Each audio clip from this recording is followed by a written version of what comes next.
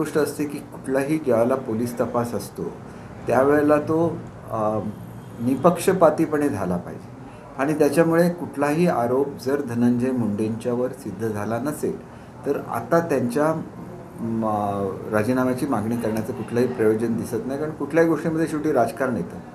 खरोखर कोणाचा संबंध असेल तर त्यांच्या संबंधात बोलणं ठीक आहे, परंतु तपासामध्ये असं कधीही निष्पन्न झालेलं नाही आहे की या प्रकरणी कोणाचा तपास आहे. आतापर्यंत जी आरोपीची नावं जाहीर झालेली आहेत त्याच्यापैकी काही लोक फरार आहेत. अगोदर त्यांना अटक करायला लागेल, त्यानंतर निपक्षपाती चौकशी होईल.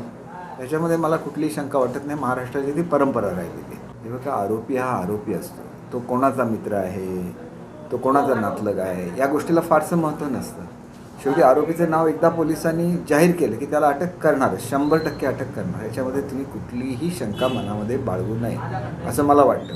आणि शेवटी यंत्रणा ही काय त्या जिल्ह्यापुरती मर्यादित नसते, राज्याची यंत्रणा आहे. आणि जेव्हा राज्याचे गृहमंत्री जाहीर करतात त्यावेळेला लोकांनी त्याच्यावर विश्वास ठेवला पाहिजे असं मला वाटतं. हे बघा, ज्या वेळेला एनरॉन व्हायचा होता त्यावेळेला त्याच्यापेक्षा मोठे मोर्चे निघाले.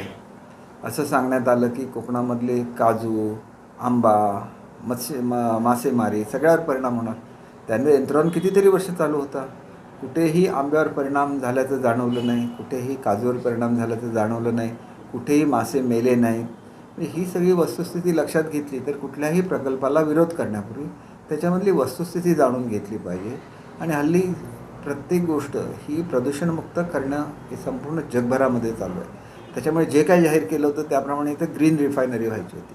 आणि जर ग्रीन रिफायनरी होणार असेल आणि त्याच्यातून प्रदूषण होणार नसेल तर निश्चितपणे त्याचा विचार झाला पाहिजे. परंतु ही सगळी वस्तुस्थिती लोकांच्या समोर आली पाहिजे की नेमकं काय तंत्रज्ञान आहे, त्याच्यापासून काय होईल हे लोकांना ज्याला समजेल. नाही येत नाही तसं बिलकुल नाही आहे. एक गोष्ट लक्षात घेतली पाहिजे की इथून पुण्याची फ्लाईट चालू आहे.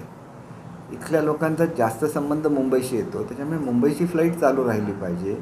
आणि ती फ्लाईट उडान योजनेखाली होती, ती उडान योजनेखाली त्याला काही कन्सेशन्स मिळतात आणि ती मिळावी आणि ती लवकरात लवकर पुन्हा एकदा चालू व्हावी. कारण दुसऱ्या ज्या एअरलाईन्स आहेत जसं इंडिगो आहे, जसं एअर इंडिया आहे, तर ह्या कंपन्यांच्या अधिक हे आहेत. किंवा लहान कंपन्यासुद्धा हल्ली आलेल्या आहेत जसं स्टार एअरलाईन आहे, त्यांची मध्यम आकाराची विमानं असतात. हे सगळ्याची फिजिबिलिटी बघितली पाहिजे. मी अजून काय ह्याच्यामध्ये नुकतीच निवडणूक संपलेली आहे, त्याच्यामुळे ह्याचा पाठपुरावा निश्चितपणे 100% केला जाईल.